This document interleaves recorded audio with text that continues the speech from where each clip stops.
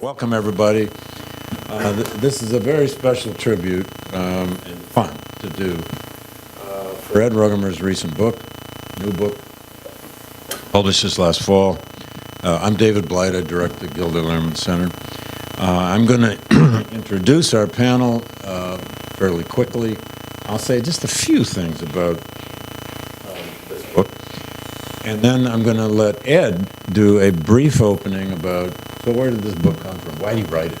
And then Anne and Jim are going to offer criticisms, thoughts, suggestions. Although I'm not going to rewrite it at this point, so, no rewrites. Again, as I said, this is, we don't do this often enough. A colleague publishes a book. It's an important book, a big book, and we ought to do this. Anyway, the panel. Now, let me introduce them, I guess, the order they will speak. My colleague Ann Eller, at the other end of the table, teaches Latin American and Caribbean history here at Yale. She did her PhD with Ada Ferrer at NYU. She won a Best Dissertation award at NYU. Her book, out just a year ago or 2 years, 3 years ago. I never can judge time anymore. My nieces and nephews are always 3 years older than I say they are. So anyway, her book just came out 3 years ago called We Dream Together, Dominican Independence, Haiti, and the Fight for Caribbean Freedom. That book does many things, but it surely shows that Haitians and Dominicans have never gotten along, or at least they didn't in the 19th century very well. It's a study of the political culture of the Dominican Republic and of Haiti and of that border, that much contested border, all the way from about 1820 to 1865. It won an award for the best or outstanding scholarly publication at Yale in 2018. It's called the Ronnie Hayman Prize. And she is now working on a project about the political struggles over emancipation and citizenship in the greater Caribbean and in the whole hemispheric context during the latter decades of the 19th century. So with a second book, Anne is going to rewrite the history of emancipation in the hemisphere, which is a nice big second book topic. That's great. What? It sounds lofty when you put it Well, that way. why not? Make it lofty, at least for today, right? Anyway, and Anne, thank you for doing this. Jim Oakes is one of my favorite historians and has been for decades. That dates us both.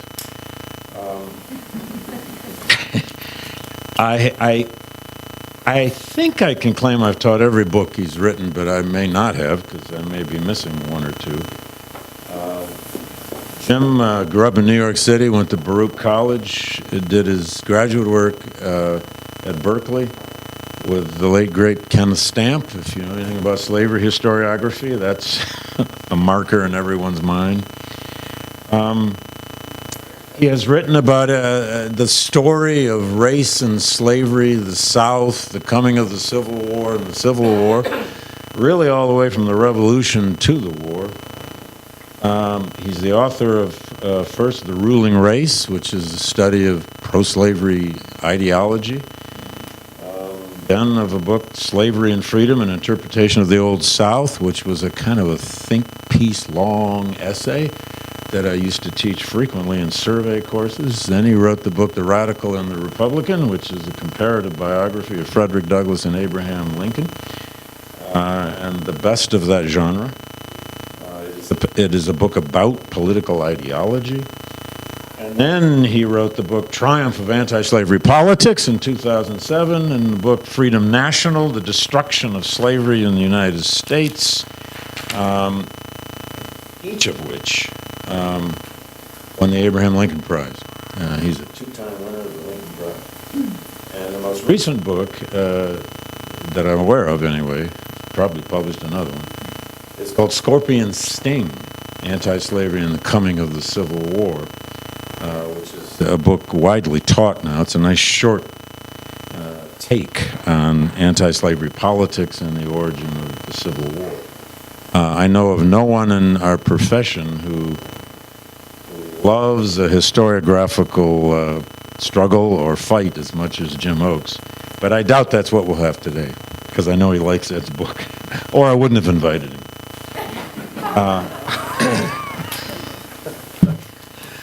Anyway, Ed Rugemer deserves an introduction, of course, for those of you who don't know.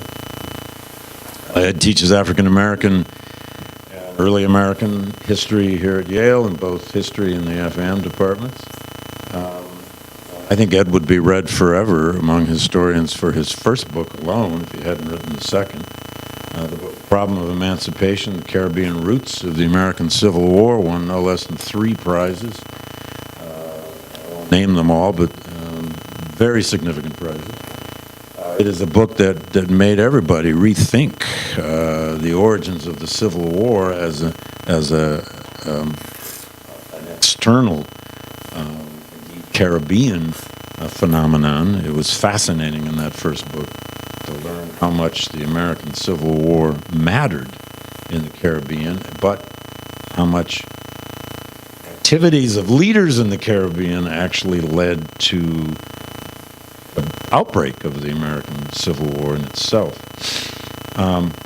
But now in this second book, Slave Law and the Politics of Resistance in the Early Atlantic World, Ed took up, as Anne is about to, a bigger study, a big comparative study of Jamaica and South Carolina, but also via Barbados, to try to understand the place of law in the evolution of 2 huge and extremely important slave societies. And it does many things, which we're going to hear about, and I won't spend much time on it at this point. But it is especially a study of slave law that is original, in the sense that it shows that not only can we understand slavery through constantly looking at the laws of the colonial era, or even the early national period in America. We've always known we can learn a lot about slavery from the laws that were produced for it. But this book shows us also how much slaves themselves affected that law. By their own resistance, helped shape that law. And that's always been a sort of a vague claim, perhaps, because we've always been looking for slave agency. But Ed doesn't spend a lot of time worrying about whether we call it agency. He just shows it, which I was particularly impressed with.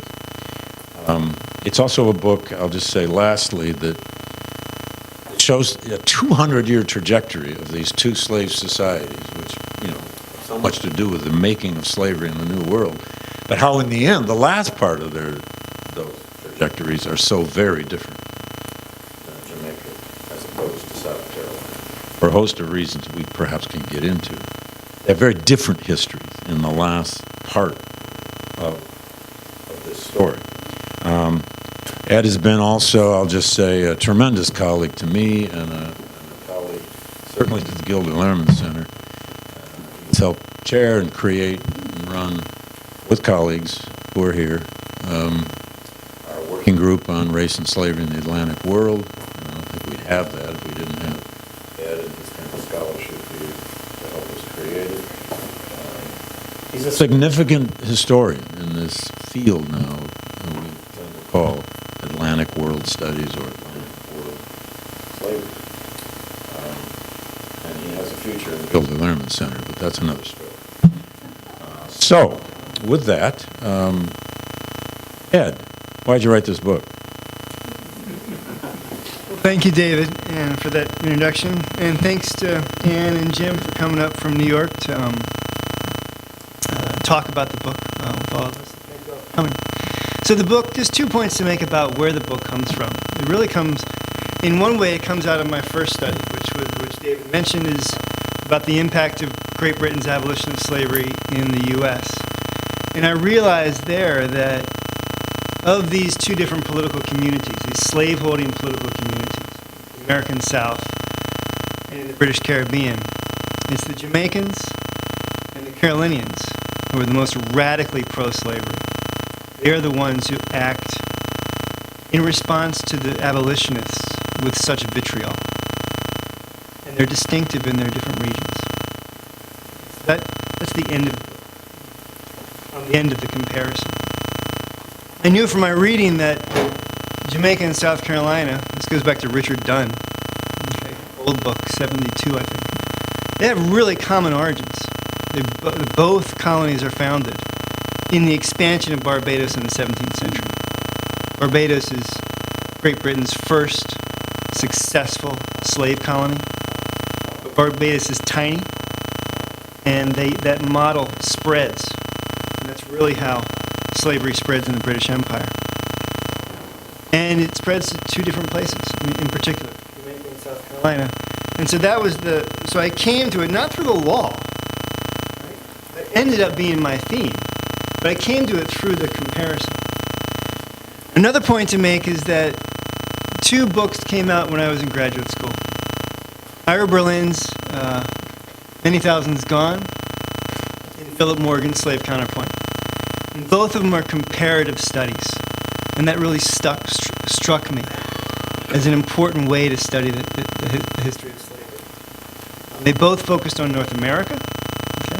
And I wanted to branch out into the Caribbean, because I think that's an important way to relook at the emergence and the history of racial slavery. But they both embraced that comparative frame, and that was important and influential to my thinking. And at the same time, neither took high politics seriously. Neither really engaged it. Both of them were social histories from below. They're great works. But neither one really engaged what slaveholders were doing.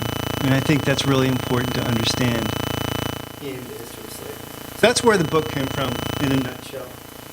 And I look forward to talking about it more. And you were not unfamiliar with Jamaica. You had lived and taught there. Yeah. I taught high school in Jamaica for 2 years after undergrad. And that's what brought me to Caribbean history, is that lived experience. That's what brought me to Caribbean history. Well, Anne, would you like to go first? Yeah, I assume this is close enough for the mic. Well, thank you, David, and thank you, Ed, for this chance to talk about this wonderful book. I think I'm just going to situate it a little bit and where it fits in Caribbean and Latin American literature, and offer a few words of praise, beginning with the maps, which I really enjoyed. But also just a truly meticulous organization along some really vast expanses of time and space. It attends, including to Native history facing east towards Charleston. And so in that way, I think it's in dialogue with scholars rethinking Native subjugation alongside transatlantic slavery in a really productive fashion. It's also conversant with Marisa Fuentes' urging, among other practices, to read along the archival grain to find these high politics that you're talking about. And I think even in moments of synthesis or overview, it offers a number of surprising perspectives. So it integrates elements of the Age of Revolutions literature from other sites, sometimes in really surprising ways, especially during what becomes the Revolutionary War. So I just wanted to situate it briefly. I actually stored my phone for once, so I guess 10 to 15 minutes, just like I'm going on. I don't think I will, but... Store mine. Okay, wonderful. Latin American scholars, legalist scholars, have observed that the first comparative studies of law and slavery hemispherically often drew far too flagrant of contests that were found to be exaggerated or too metropolitan. And so a lot of the best new work looks to claims and low-level adjudications, comparisons and connections, and resistance certainly fits within that framework. And so in other sites of the Spanish Empire, for example, scholars like Bianca Premo have found that local precedent or custom law was very, very important. She explores in particular the realm of the extrajudicial or lo extrajudicial. And scholars of other plantation spaces and non-plantation spaces like Cuba also find considerable legal strategies along these lines, including the practice, of course, of self-purchase and claims making in court that sometimes dissipate as plantation societies make very rapid transformations, as you've outlined.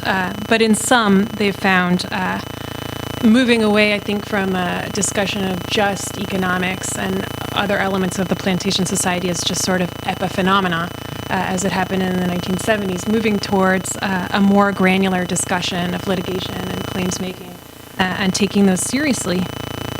And so Ed's book offers us a chance to consider two different examples that he contends are in different historical time, or to heed another Caribbeanist, Franklin Knight, comprise the overlapping and a mutually constitutive custodial development of the plantation complex throughout the Americas. And so as I was reading this book, I thought that one of his key contributions is a signal demonstration of how plantations demand expansion, demand collective white surveillance, vigilance, and paranoia. And so at numerous points in the text, beginning very early on in the 17th century, Ed details barracking laws, calls for militia and imperial troops, scout boats, and so on, demanded by would-be masters and by authorities who are, of course, working hand in hand in the service of slavery's development. So beginning in the 17th century, Ed describes laws that make the pursuit of people fleeing slavery a collective mandate by the rest, at the hands of the rest of society. A positive articulation of duty, which is at once somewhat aberrant to the negative rights more typical of British and U.S. legal traditions, and, of course, the very core of white supremacist law at the foundation of Jamaican and U.S. history. So I was struck reading this. I'm not a legal scholar myself. I was struck at how this might resonate. And again, pardon my reader's English through various Latin terms, for example. It's a dead language, so I think I can skate by. But I was struck at how these resonate with, for example, the use of posse comitatus during aggressive settler expansion, or even modern-day directives that insist on the vulnerability of individuals without legal residence vis-a-vis a collective U.S. citizen public. All of these laws inhere a locus of aggressive whiteness and territorial claims sort of at the same time. And so I had questions about that with your thoughts as a legal scholar on these connections, if these pursuit codes that you find mirror or are later mirrored in practices against indigenous groups, for example. I have a series of questions, which I'm sure we won't get to, but we could talk about them later. And I'm also curious to just, I guess, more directly, how these duties of pursuit culminate in the horror of the Fugitive Slave Act, almost immediately following the study. All of this, of course, relates to another key discussion in Ed's book, which he elaborates very convincingly throughout the text, which is the fantasy of control on the part of the planter class. Other scholars have grappled with this throughout the hemisphere. In Malik Gacham's Old Regime and Haitian Revolution, for example, he focuses on the tensions between planters and administrators over legal codes, just as Sasha Turner explores this in parts of her Contested Bodies. Both find that supposedly humanitarian codes actually sprang from valuing and perpetuating bondage rather than human life. These very tensions are, of course, in Ed's text, although his book focuses primarily on the planter class confronting the possibility of resistance. In this central concern, Ed joins a profound tradition of scholarship about resistance in the British Caribbean, which includes Michael Creighton, David Barry Gaspar, Elsa Govaya, Hilary Beckles, Spence Brown, Natasha Lightfoot, Sasha Turner, whom I previously mentioned, and so many others. Although Ed describes to great benefit many moments of spectacular resistance in the text, and conspiracies and unrealized moments, he also betrays the tremendous fiction of so-called management in moments of quieter contest as well as the enduring reluctance of planters to obey any kind of law at all. These men, and I'm quoting Ed here, these men had every intention to manage the colony with the same level of brutality as they always had, he observes. This quotation highlights, of course, how much of slavery was extra-legal with its foundations in terror. It's a truism, as we know, as other scholars throughout the hemisphere know, that slaveholders did not want to be beholden to any code, and also that there were many worlds of resistance that were simply not known to so-called masters. These secret moments emerge a few times in Ed's book to great effect. The banning of horses that enslaved people used to, quote, convey intelligences, the hints at canoe travel, the whole various microcosms of maroon life, and so on. Legal history can at times demonstrate positive weaknesses every so often, failing to see actions outside of what is described or proscribed in law. Ed is careful to remind the reader that the many worlds of resistance were simply not known to those in power, and furthermore that lawmakers acted from an extreme paranoia of an unsustainable dehumanization rather than any kind of logic. So one question I did have for Ed about his book that I'm sure we'll talk about during the question and answer is this: how his generative work is in dialogue with scholars like Jennifer Morgan and others about the gendered foundations of plantation supremacy in the Americas. The idea that partus sequitur ventrum, status follows the condition of the mother, which is mentioned in his text, places reproductive logic at the heart of the explanatory power of race. Those are Jennifer Morgan's words. And so she looks at the Virginia Code in an early period in different contexts and finds a number of legal strategies around that parallel some of what Ed talks about in his text. So this just seems like a great moment of conversation. And so I wanted to call attention in particular to the title of, I think it was chapter 3, where the word domestication is used. And in this context, as Ed is invoking it, it seems to refer to fetters on absolute planter power or putative absolute planter power. And I was wondering if we could think through the gendered implications of that phrase in discussion.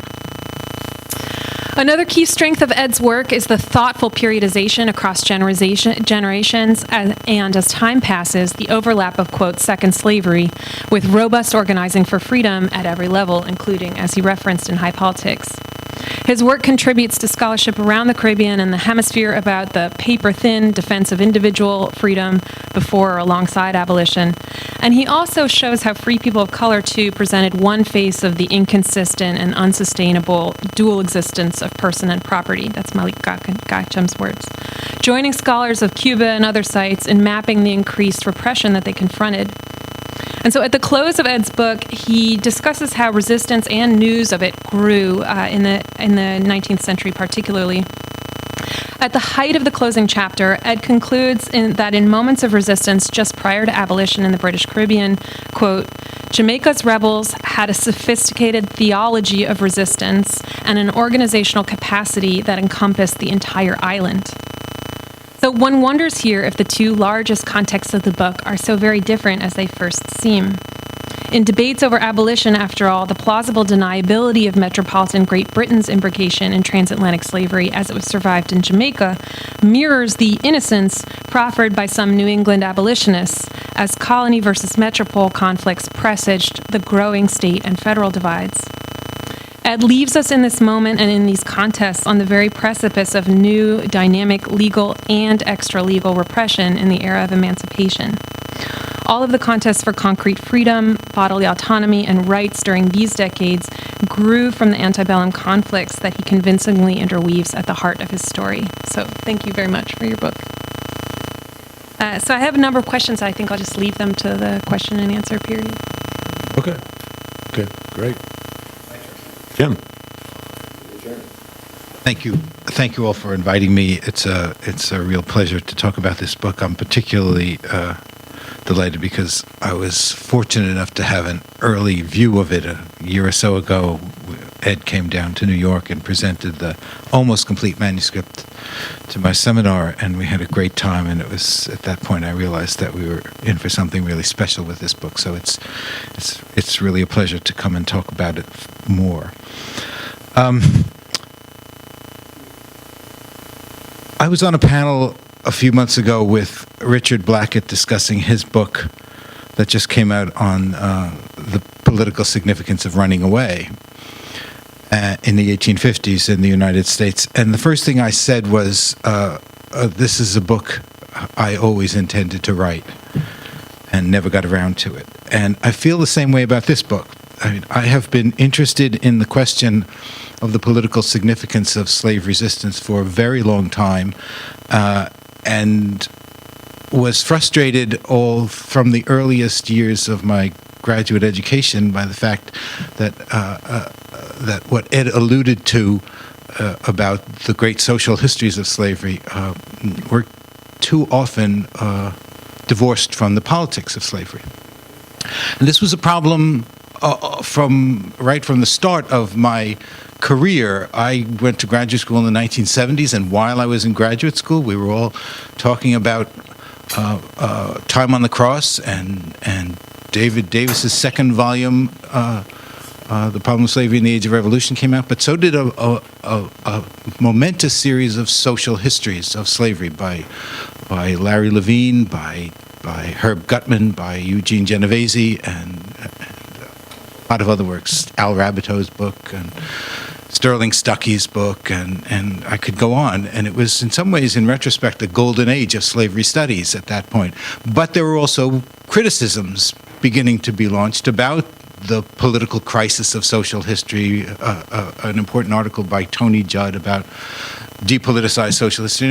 And it was obvious to me at the start that there was a problem with the way the history of slavery tended to be written in a kind of depoliticized way.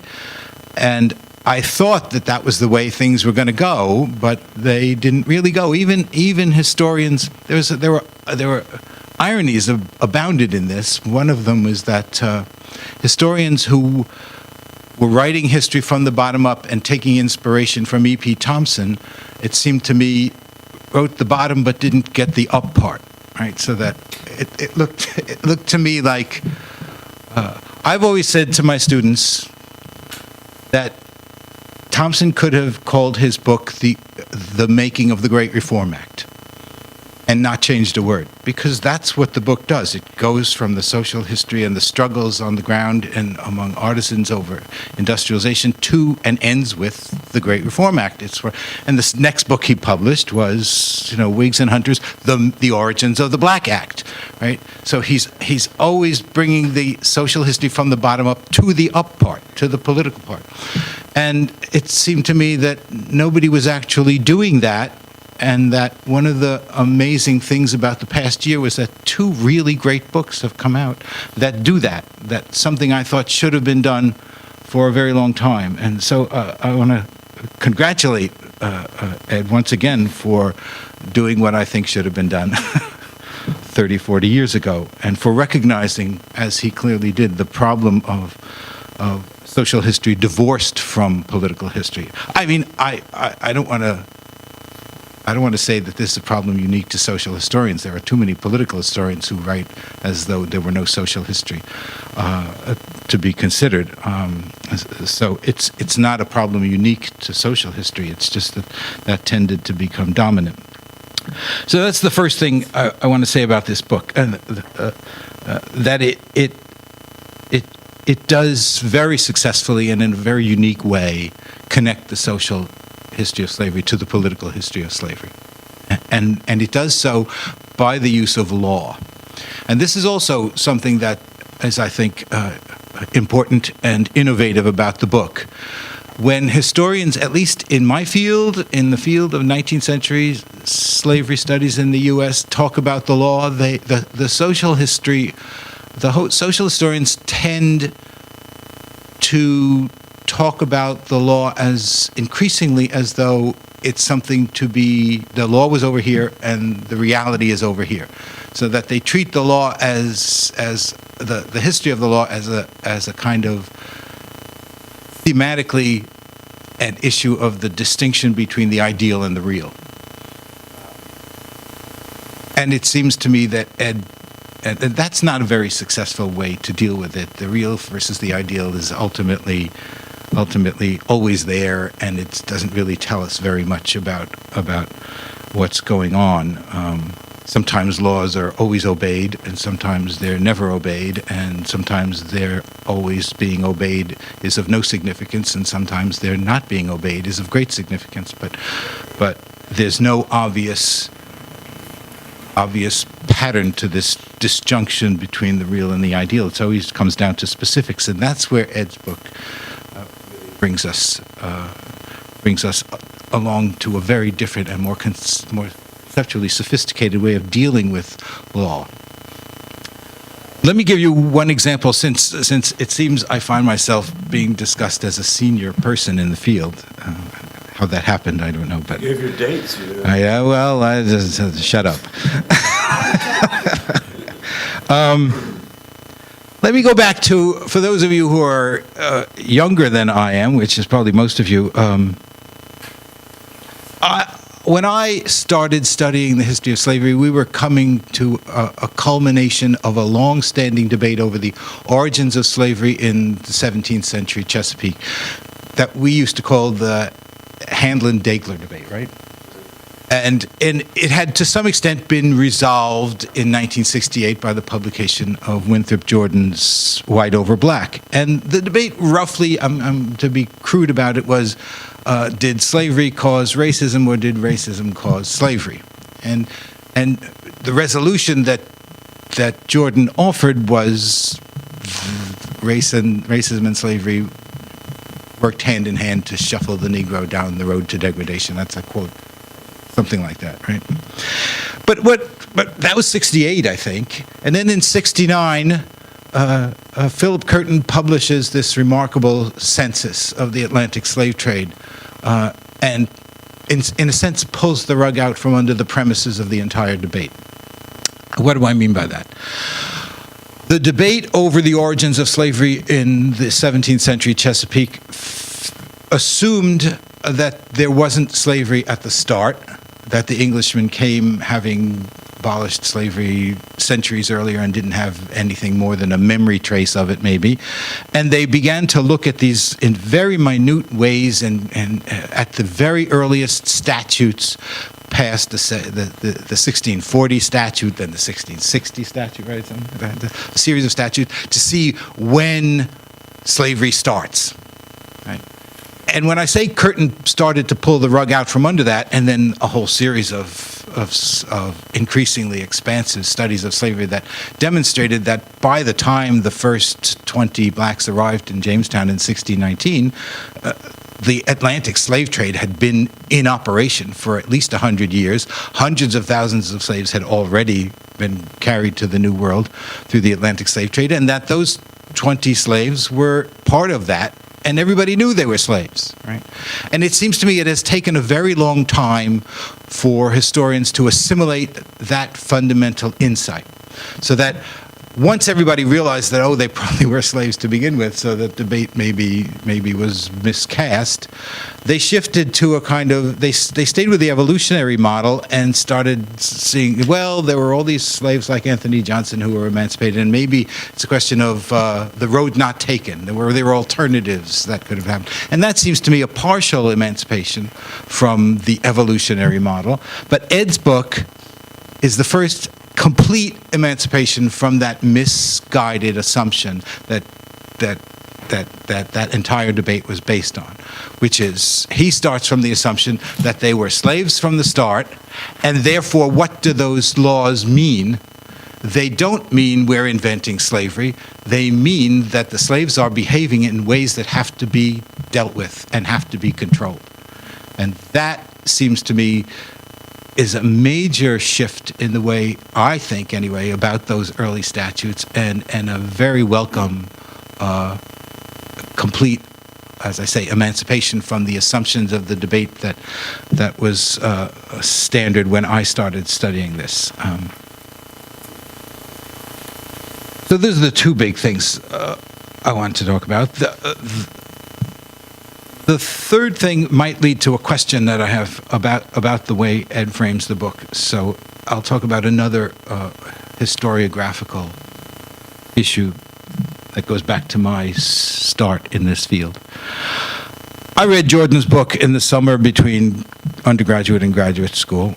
And the other book I read, when I read a lot of history books, I was trying to get prepared. And the other one I read was The Problem of Slavery in Western Culture. And over the years, as I have come increasingly to move away from the premises of Jordan's book, I find that everything I think about slavery operates in the shadow of Davis's book.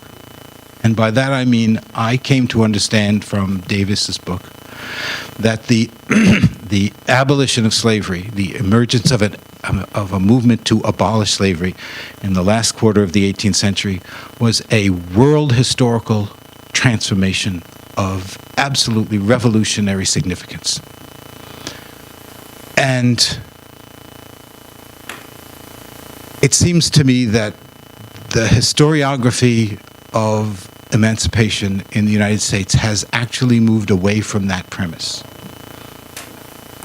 and has tended to minimize the significance of the first emancipation, and ultimately there are tendencies to minimize the second one as well. It's part of a broader anti-revolution movement that's spread through the historiography, beginning with the English Revolution, then the French Revolution, and then the Spanish-American Revolutions, and now the American Revolution, and even the Russian Revolution Sheila Fitzpatrick is complaining about. And it does seem to me that the only one that still survives is the Haitian Revolution. That's revolutionary, everything else wasn't. And I wonder whether or not, I don't see Davis's influence as much on that score. It seems to me you are consistent with the prevailing understanding of the first emancipation in the sense that, to my mind, you underestimate its significance. I wonder if if that's a function of your reading of the early abolitionist movement, or whether it's related to the way you frame the book. That is, I suppose the question it comes to is, what do you gain by framing the book as a comparison of South Carolina and Jamaica, mostly with respect to England? And I think you gain a lot, and I think your book shows how much you gain, but what do you lose, if anything, from that perspective?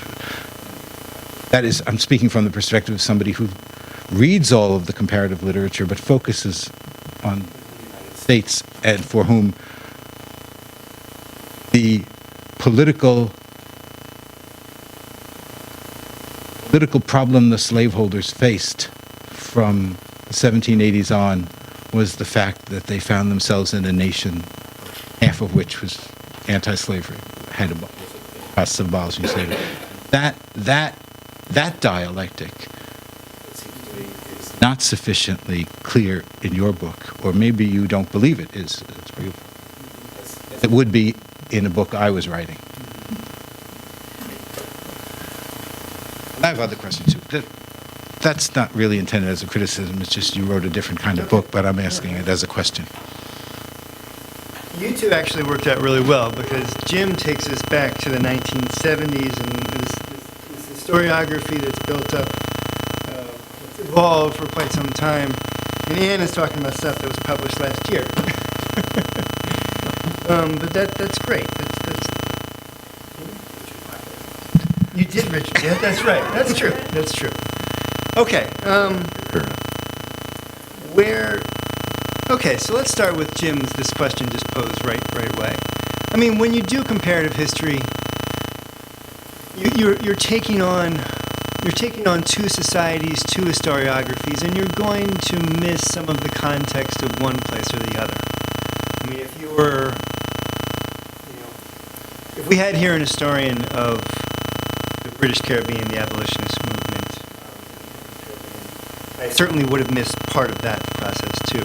But I think with comparative history, what is lost in the focus on a single place is gained by the attention to two places.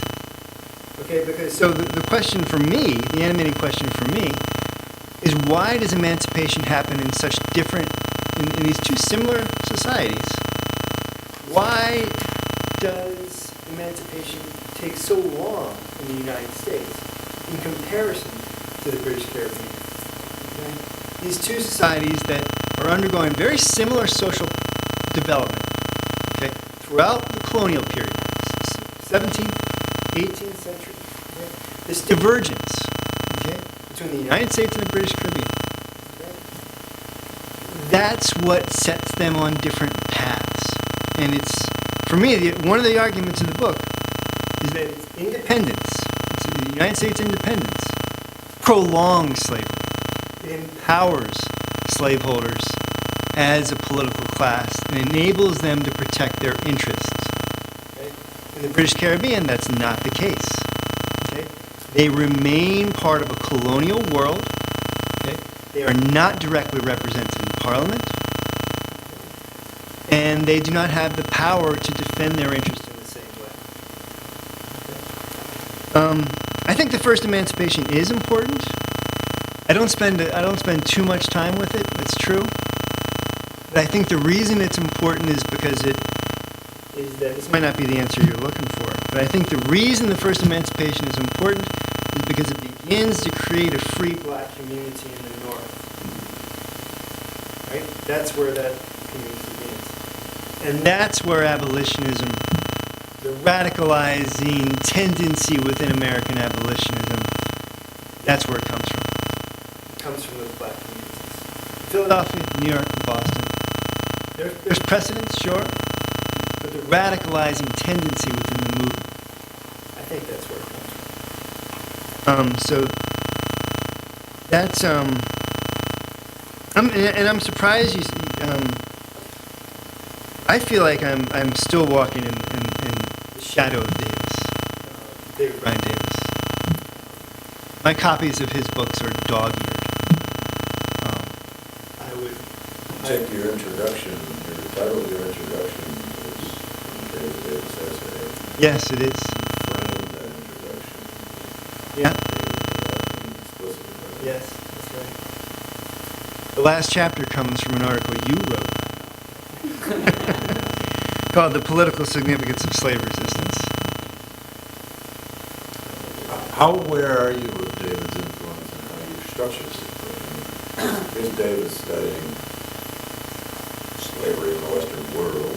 Yeah. He's an Atlanticist, he's a comparativist, he's deeply interested in ideas, structures. Mm-hmm. I mean, were you in any way conscious of that influence? I certainly... Are we not conscious of these things in general? I'm not sure if I was explicitly conscious of it. I didn't frame the book like he did. He works in a broader transatlantic world. He doesn't focus on national boundaries at all. But the intellectual influence is almost always there throughout the book. Could I ask another question related to this too? Because the second volume of his great masterwork, The Problem of Slavery in the Age of Revolution, did something that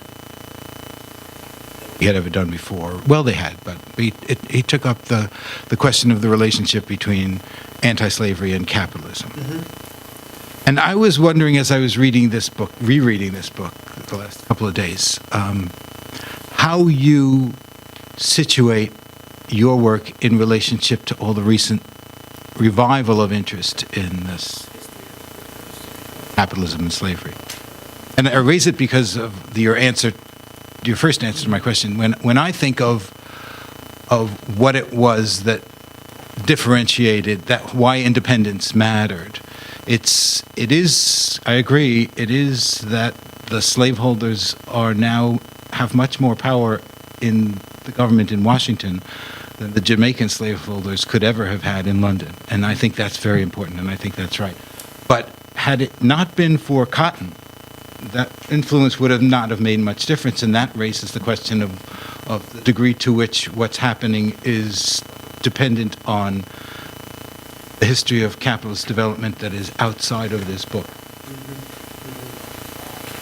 I'm not really in conversation with the history of capitalism literature. I think that literature is mostly focused on the 19th century, and I really end in the 1830s, and the core of that literature is antebellum U.S. And the one time I talk about capital is in the Jamaica Slave Code of 1696, which is consolidating the law of property, of protecting slave property in a way that only real estate had been protected by the law in British legal traditions. I do think of course, the development of cotton production is absolutely critical to the spread and persistence of slavery in the United States. That's fundamentally what makes the United States one of the critical zones of the second slavery, where the British Caribbean is not. That said, sugar could have expanded in Jamaica, and did. Sugar production does expand in Jamaica later in the 19th and into the early 20th century. That could have happened earlier, but it didn't, because of this political movement. Right? So I could pivot to Anne's questions. And you're right that I am in dialogue about the gendered foundations of New World slavery. I mean, I think that's one of the critical insights of Morgan's book. Okay, that slavery perpetuates itself through the fact that the children of enslaved women are themselves enslaved. But I think that has its limits as an explanation for the foundations of slavery, because in the Caribbean, the death rates are such that natural increase does nothing to maintain slavery. Okay? It's the transatlantic slave trade that maintains slavery. And I think there's evidence that, and I get into this in chapter 3, where I can analyze the enslaved people who come to South Carolina, that very first generation. And there's some data which allows you to figure out the gender and sometimes even the names of people who are being brought in. And sometimes family groups are quite clear, and masters are clearly bringing in family groups for that very purpose of being able to maintain a workforce. But then you have people like, what's the governor's name? Johnson, Nathaniel Johnson. He brings in 95 people. This is 17th century South Carolina. It's the largest importation. And they're just described as Negroes. There's no attention paid to gender whatsoever. And that's true of other groups too. And so where that insight is most important in the history of slavery is the antebellum United States, is in Virginia, where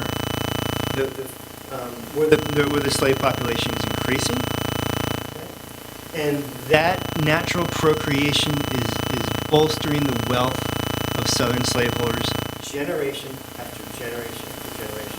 That had been happening in Virginia going back to the early 18th century. It had been happening in South Carolina going back to about 1810. Okay.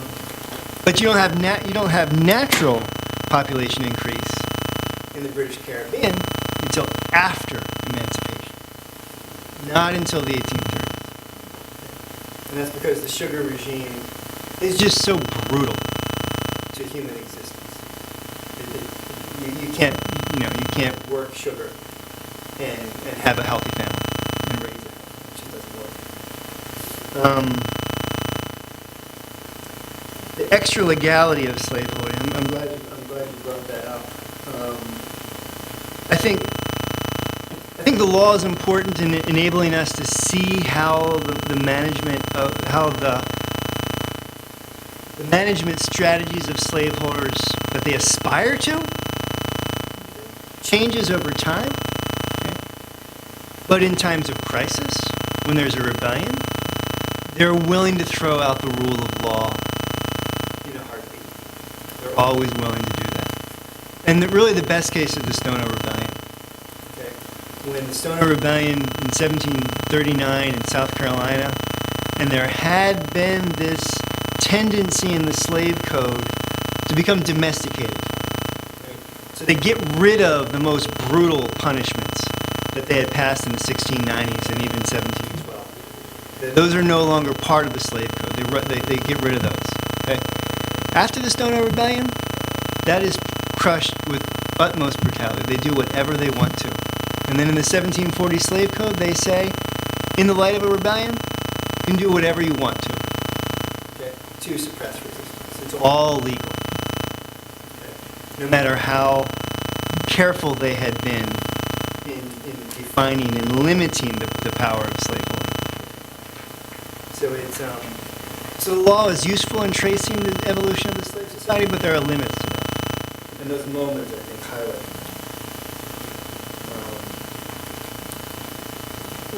You can see that elsewhere. No. Well, yeah, I do have another question. So I just wanted to observe that you can see that that was one of the pitfalls of earlier scholarship that presumed these massive differences in legal traditions. And then as the economies rapidly transform in these plantation-intensive spaces, the legal codes also rapidly transform. So in Saint-Domingue, the rate of manumission drops to what it is in Jamaica, for example. Or just one of the things that you brought up in your text about how one might even change flags, like independence. I mean, independence could also be a tactic of slaveholding. Shows you just how divorced from a particular legal code a planter could be in order to maintain power. I do have a British Caribbean question for you. Okay. So one of my questions was, the word absenteeism comes up with increasing frequency in the text when you're talking about Jamaica, which is obviously somewhere at the heart of the jurisprudence of the land. And so I was just wondering how absenteeism was written into Jamaican law, and if you see or want to conclude about some of the impacts of that on civil society through the period that you consider, and perhaps beyond. I'm not sure absenteeism is written into the slave law, into the slave codes themselves. Is that a discrete thing? It is a discrete thing. The slave codes are for the management of enslaved people. They do not apply to whites. It's a separate law that's established for slaves. And but you do have you have a different set of property law that's operating in the British Caribbean.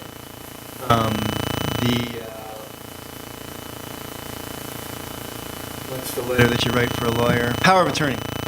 Power of attorney is a very important document in the British Caribbean because absentees signed powers of attorney that empowered their managers, known as attorneys, in the Caribbean to manage their estates.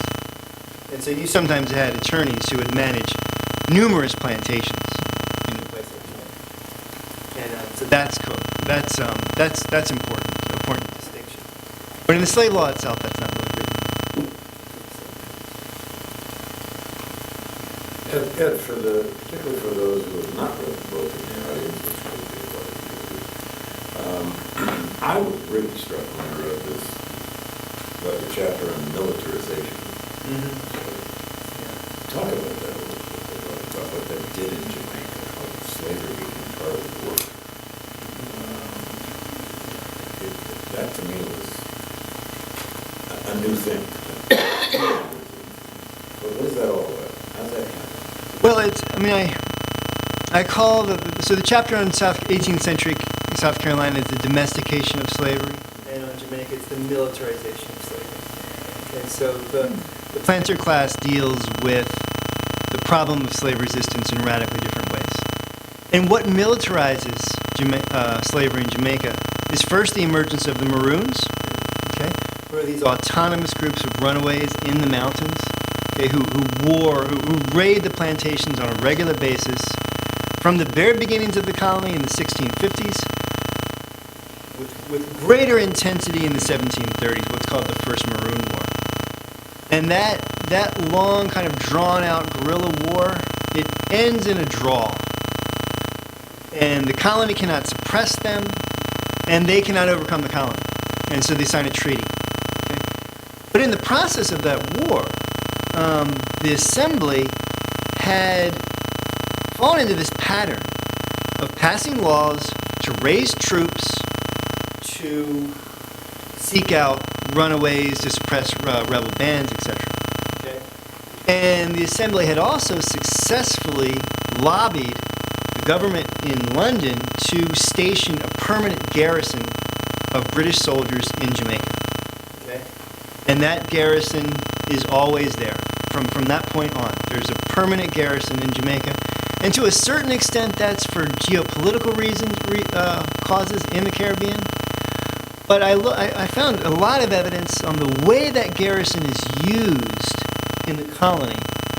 The governor has the right to station troops throughout the colony where he wants to. So they're not solely for war against the Spanish or against the French, which I think had been the presumption of why Jamaica has this garrison. But when you look at the way the governor uses troops, okay, and where they build barracks, they build a barrack in every parish. Parishes are like counties in Jamaica.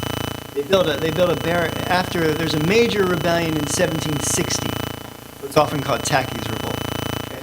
In the aftermath of that revolt, they pass a new barracking law, which orders each parish vestry, which are the little local governments in each parish, to raise funds to establish a barrack in the parish for the housing of regular troops. Okay? And so the use of this doesn't happen in North America. Okay? I mean, think about it. Think about the coming of the American Revolution. One of the protests is the imposition of the British Empire of having the colonists support troops. Right? It's exactly the opposite in Jamaica. Okay? They're welcoming troops. Okay? And the reason they're welcoming troops is because Jamaica is an African majority, an African-born majority slave population for a very, very long time, the entire history of slavery in that town.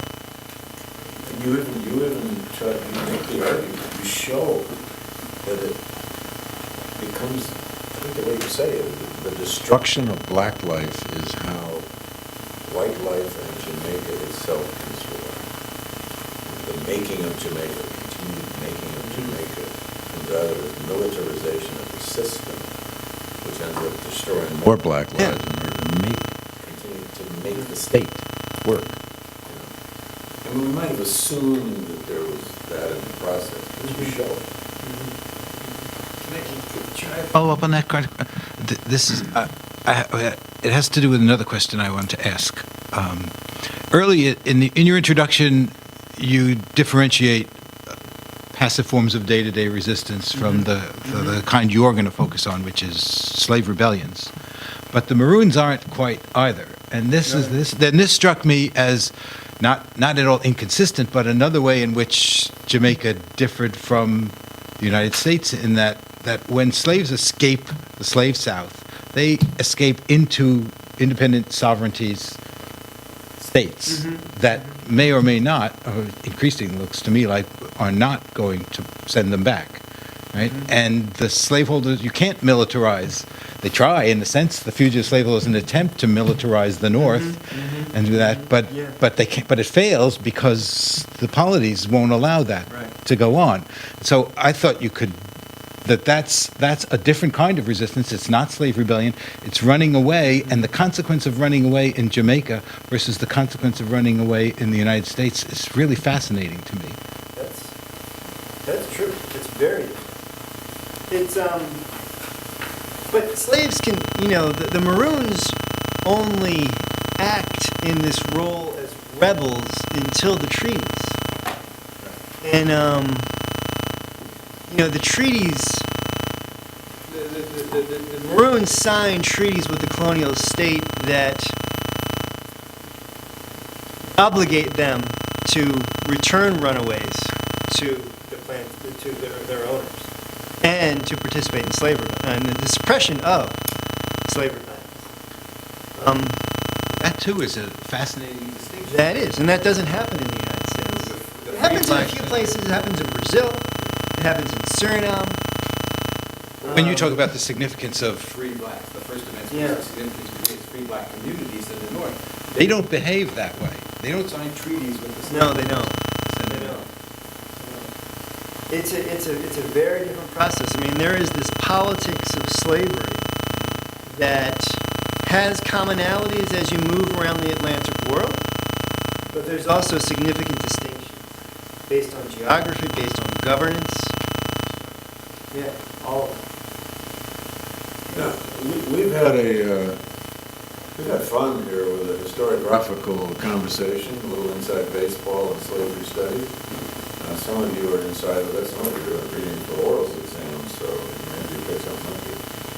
On the other hand, not all of you are inside of that baseball game. This might be a time to just open it up and take some big questions or small questions that will make Ed answer most of them. And we'll help them out from the Caribbean. And we'll help them out. Anyway, let's open this up to any questions about the whole structure of this 200-year study and why South Carolina ends up so different from Jamaica. Why South Carolina could produce John C. Calhoun, but Jamaica, well, I wouldn't say Jamaica doesn't, but... The Jamaican version isn't very powerful. Right. John Calhoun is. Yeah. Yes. Marcelo. First of all, congratulations. I wanted you to talk about the idea of the politics of slavery, right? Because you just used the word, and I'm wondering in the book if politics is what the slaves do, or the politics of slavery more the handling of the slaves. Because in the title, it's resistance that you use that word, right? A long conversation with students about the resistance.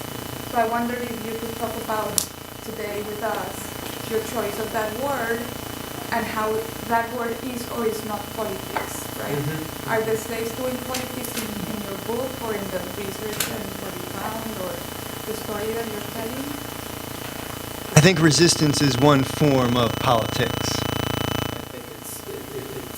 It plays a critical role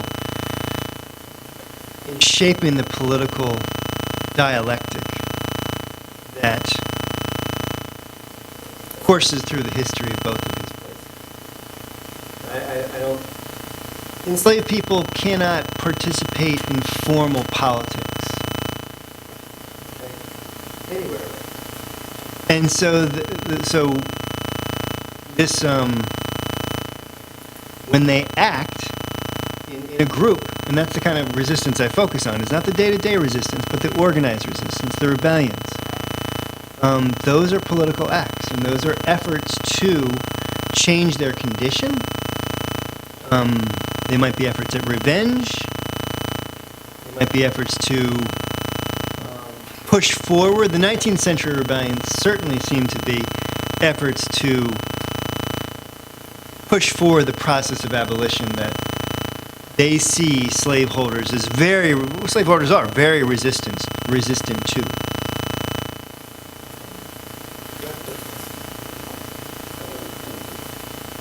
Sure, right here.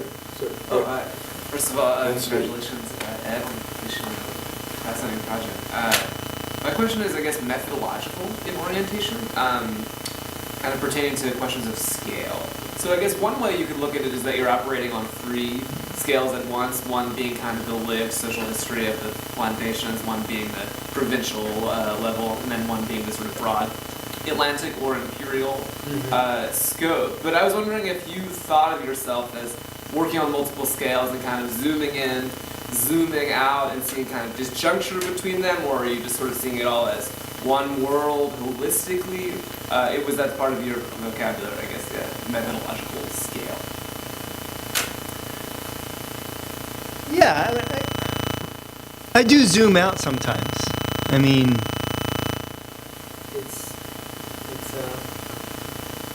I think that's just part of writing the narrative, it seems to me. I mean, yes, you sometimes you work on a local level when you're talking about a specific rebellion that you have archival evidence for. You tell that story, you put that narrative together, but you've also got to relate it to what's happening at the level of the colony or at the level of the state, okay? But then that has its ramifications at a higher level, at the level of empire, or at the level of national government when we get into the United States period. And so politics has to be understood, I think, from the bottom to the top and back. You know, it is a dialectic, and there's many actors in political change, in political strife. And standard political history often doesn't take into consideration what's happening on the streets, on the plantations in the slave society. I think it needs to. And the best political history does.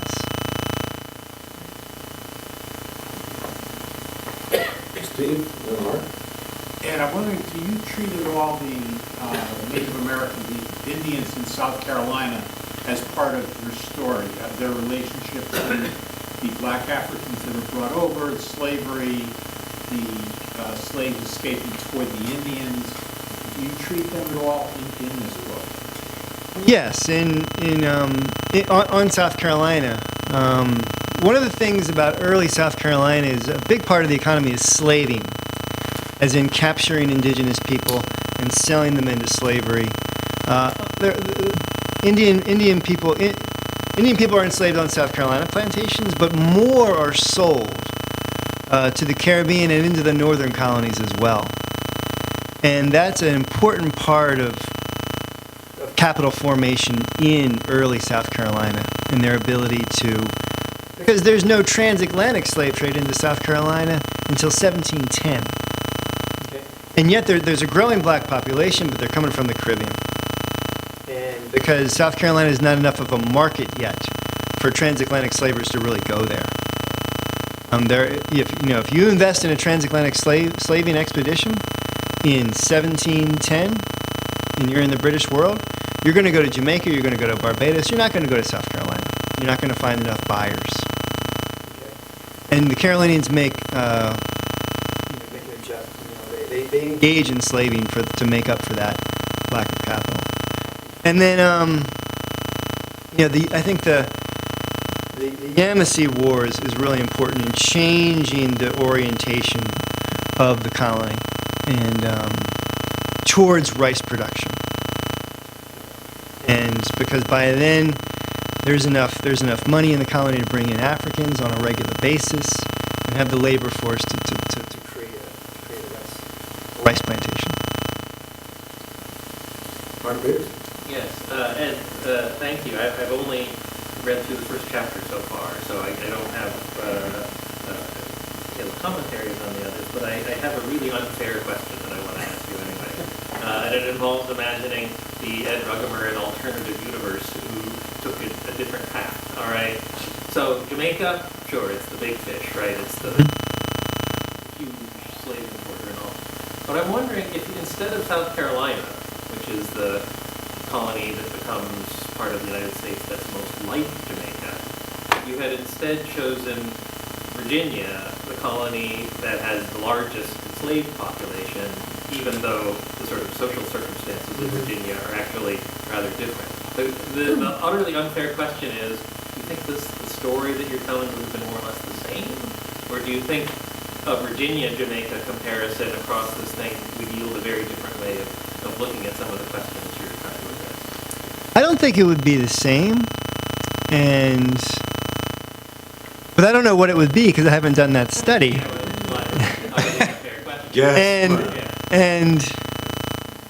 There's a very specific reason that I chose Jamaica and South Carolina. I mean, if you read about comparison, why compare and how do you frame a comparative study? Okay, there needs to be similarity for the comparison to be generative of insight about the historical processes underway. You can't compare apples and oranges, is one way of understanding it. But Jamaica and South Carolina are so similar that's what brought me I kind of wanted to do that, but reading into the theoretical literature on why comparison and how to do it, that's what brought me to this particular comparison. Because you don't have those similarities, and I don't think Jamaica and Virginia are similar enough.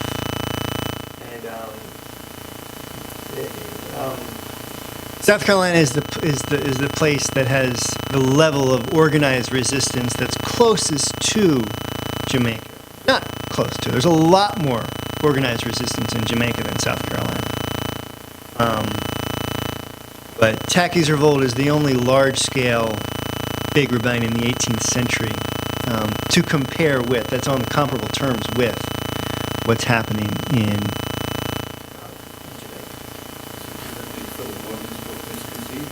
he has a different project. He's looking at culture, the formation of black cultures in these two different places. And so when that's your question, then no, it's very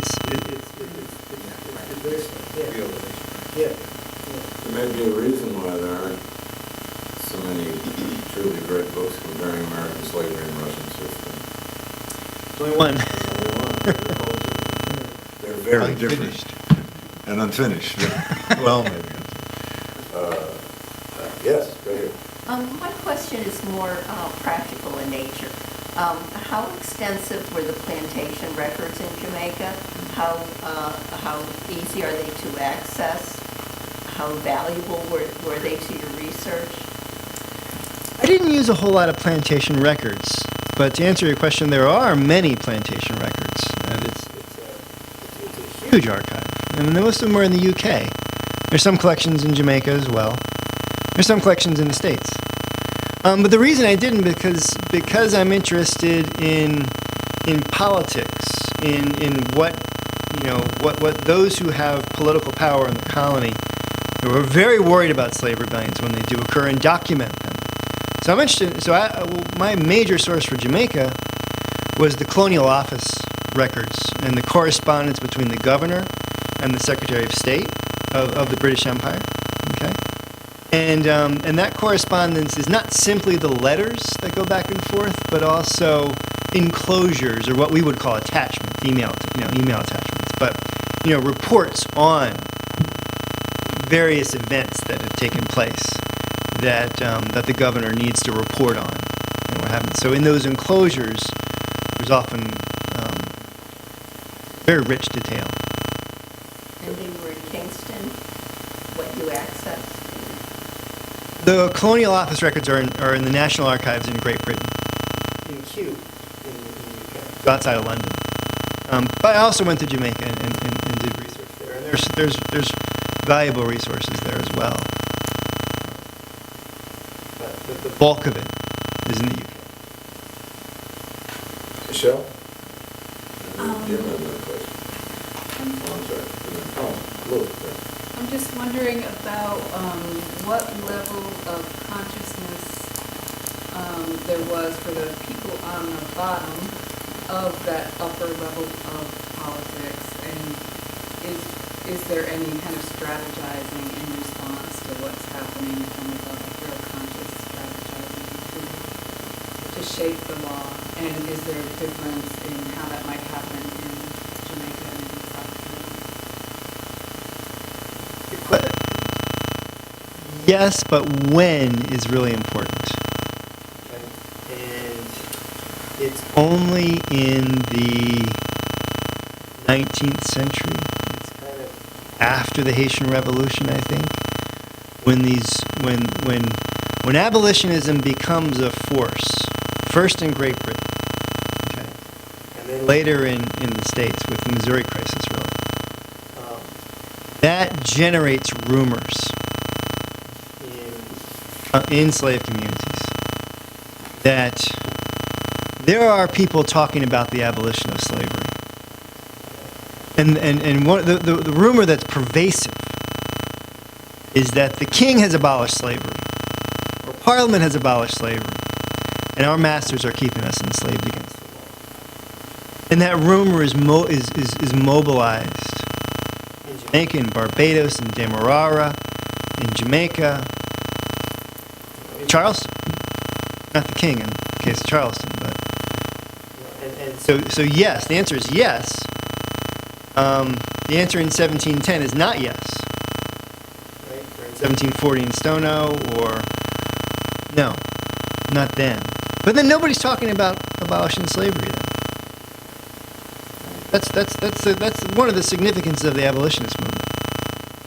Well, for Stono, isn't there a consciousness of what's happening in Florida and sanctuary policy? There's a consciousness that, well, one thing that's in common, and David Gagas noticed this in an article a while ago, that these slave rebellions tend to happen when the masters are preoccupied. Okay? And the Stono Rebellion happens, as what's called the War of Jenkins' Ear between Spain and England, Britain, is developing. Okay? And the Spanish make clear efforts to invite runaways from South Carolina to come down to Spanish St. Augustine. And the Spanish are basically trying to destabilize South Carolina through the resistance of enslaved people. And so that's common. But, yeah, that's how it happens. So there's an awareness of that. Good, Lou and Noel, and then we'll do some wrap-up. Go ahead, Lou.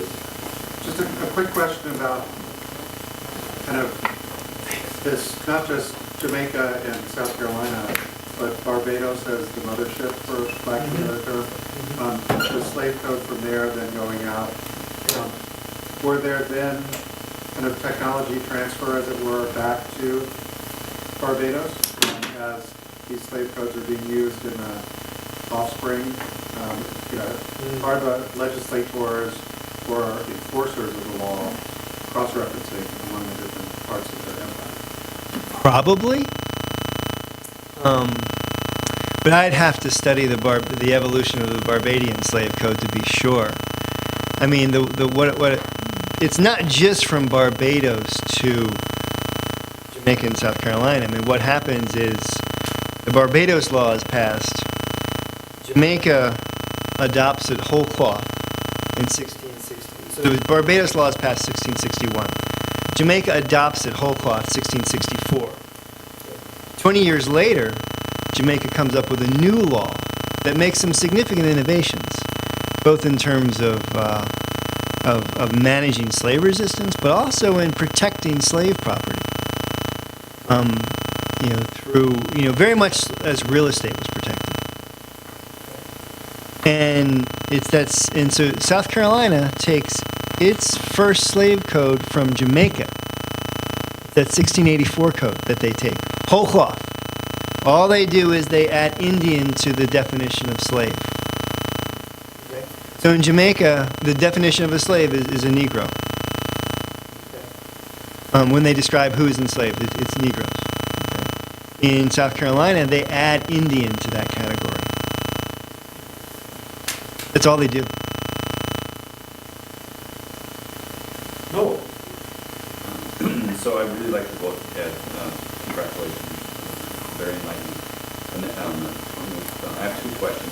One is about the differences in the geography and the landscape are clear in your book, but they're maybe not always foregrounded. And I'm wondering if you talk a little bit more about an island geography and the constraints that puts on options for slaveholders and for runaway slaves versus the environment in South Carolina, where you have frontier everywhere and you have even oppositional policies like the Spanish in Florida who are encouraging uprisings and so forth. To the degree that geography affects this picture that you paint. And the other question I have is kind of a selfish one, as somebody who works on Roman law and Roman slaves. And the thing that I noticed is how many things that you talk about in Jamaican and South Carolinian slave law are not in Roman law, and how many things are in Roman law about the governance of slaves that are not in these codes. And specifically, the Romans are very much, as far as I can see, very much more interested in slaves as property. Talking a lot about inheritance. What do you do if three people inherit one slave, and things like that. They're interested in also suits for freedom. Actually, I'm not a slave. I'm free. Let me demonstrate this to you. Which seems in a racialized slave environment basically impossible, especially in one with very little emancipation and so forth. So these contrasts, and I'm wondering if some of that shows up though, and you just haven't talked about it because you essentially talked about laws that will regulate slaveholding and that regulate slave behavior in the sort of creation of these horrific pressure cooker environments, as opposed to treating problems of slavery, slave reproduction, of slaves as property, slaves as business managers, and things like that we find in the Roman codes. Is some of that there, and it's just you didn't talk about that because you're telling this story with this very interesting narrative arc about the interactions between resistance and slavery, or is it not? Thank you. So geography first. So geography is really important in shaping these two different slave societies. I do talk about it in the introduction, but it probably doesn't play. It's not central in the narrative. You can't get it. It's hard to get everything in. So I put it in the introduction, and but it's important. So if Jamaica is not a mountainous island, you don't have maroons. Right, I think it's really clear. Barbados, never. You don't have maroons in Barbados Because it's small and flat. There's no mountains there. There's nowhere to go, nowhere to hold and defend. You do have small groups of maroons that emerge in the low country, in regions, thickly wooded regions, but they never last as long or become as powerful as the maroons in Jamaica, or for that matter, the maroons in Suriname or in Brazil. So that's a big difference. And also the space available. I mean, the North American continent is huge. And from the perspective of the 17th, early 18th century, they could just keep on going. And they did. Once cotton becomes a part of the economy, they're just clearing land and planting cotton and bringing Enslaved people in to do all the work. It's relentlessly expansive. And that can't happen in an island. It happens in Cuba, because Cuba is a huge island. And Cuba becomes the world's largest sugar producer by 1820s. And Four American presidents tried to annex. yeah. And that's one of the reasons why. That's the reason why. Right. Law. And Anne brought this up as well, in the big difference between Latin American law and Anglo slave law I'm talking about, is that in the Iberian Atlantic, they embrace they bring in the manumission principle from the Justinian Code, from Roman law. The Anglos do not. The English do not embrace that. Okay? manumission is possible, but it's exceptional. Okay? And it becomes increasingly difficult. So, for example, there's a new South Carolina passes a new law in 1820, okay, governing how a master frees a slave. Okay. And whereas it had been, you just had to register it with the government in exchange of money, freedom papers. Okay, you're manumitted. You have your freedom papers. They're legal documents. This is what you need to show that you're free. Okay. 1820, they pass a new law. You have to go before the legislature and get it approved. And a special law has to be passed for a master to free to free a slave. Much more difficult. Okay. So they really South Carolina really shuts down on this. And in the British Caribbean, it's also a similarly onerous process of freeing a slave. And so when you look at and this really shows in the demographic profiles of slave societies across the Atlantic world, free people of color in the Caribbean, huge difference between a place like Saint Domingue and Jamaica. Very similar slave societies, big sugar producers, okay? Huge dependence on the transatlantic slave trade. A lot more free people of color in Saint Domingue, which embrace the manumission principle. as opposed to Jamaica. Same holds for Latin America when you look at slave societies there. Large populations of free people of color. Enslaved people do manage businesses, especially in the antebellum South. It's kind of beyond it. I don't know if there's law governing that. Yeah. There are gradations between the kind of absolute freedom and the absolute slavery in the Roman law that allows for the regulation of people who are not quite free. So they wouldn't have laws for that in the Southern society because it's Anglo-American law. It keeps Property more absolutely.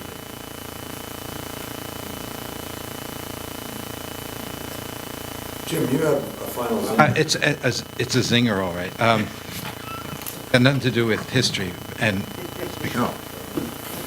I'm interested in your last sentence, mostly, in part because it's written in the present tense. It's short. Slavery does not die on its own. The master's power has to be destroyed because the people enslaved, before the people enslaved can begin to heal. Why is that written in the present tense? Was it deliberate? And if it was, what do you mean by that? Well, because slavery in different forms persists. Not in the sense that slavery existed in the study.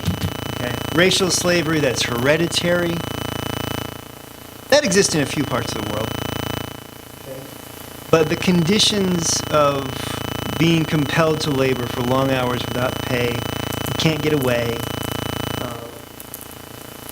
that still happens. We call it human trafficking now. That still happens. It's radically different. But in the same way, those modern day slaves, they have power. So they've been able to do this. They've been, like modern day human traffickers. They have amassed power unto themselves. Violence, capital, money. They can do it, and that has to be destroyed. And you, a zinger? A zinger? Right. Comment? That's not what I came here for. No, I guess I would just reflect on, predictably, perhaps, some of the post-emancipation impacts of this, which is not my thinking. I had to do a lot of legal reading to keep up. And so I was reading Amy Drew Stanley's work about how some of the tricks and traps of abolitionist logic in locating freedom in this abstract right to control your own labor makes it very difficult to describe the continuing repression after this period is over with abolition, with all of these putatively raceless, deeply racialized and racist ideas about labor that are sort of hidden, unless there are vagrancy codes, which are not hidden, right, or prison labor and stuff like that. So I guess that's a continuity between your work and scholars who work on the period of Reconstruction and the Emancipation era in the Caribbean, which is basically that absolutely every element of a positive conception of freedom was one that had to be contested. Yes, and this doesn't come up here, but the note, freedom is really defined in contradistinction to slavery in a lot of ways,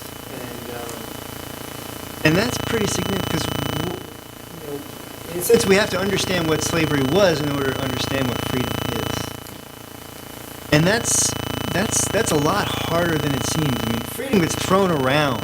It's a very popular word. But I think it's used without much understanding. It's in every other American commercial. It is. Well, we're going to pull this to an ending. I do want to say real quickly, I found it quite moving how David Davis came up. You brought him up first. Some of you are young enough never to have met David, probably.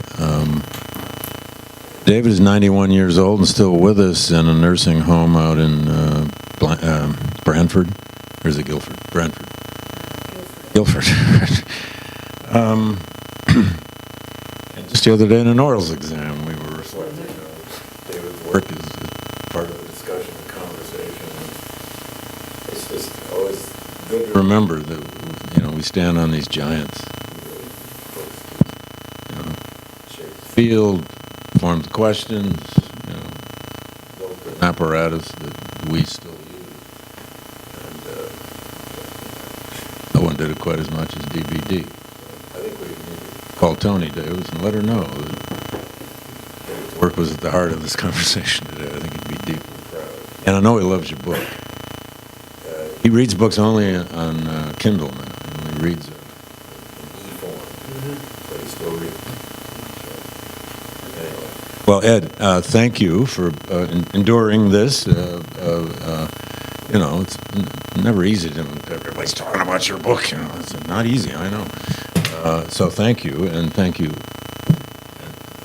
both of you, for coming to do this, and thank you all for coming to what was partly a celebration, but also a real historiographical journey into this incredible field of slavery studies.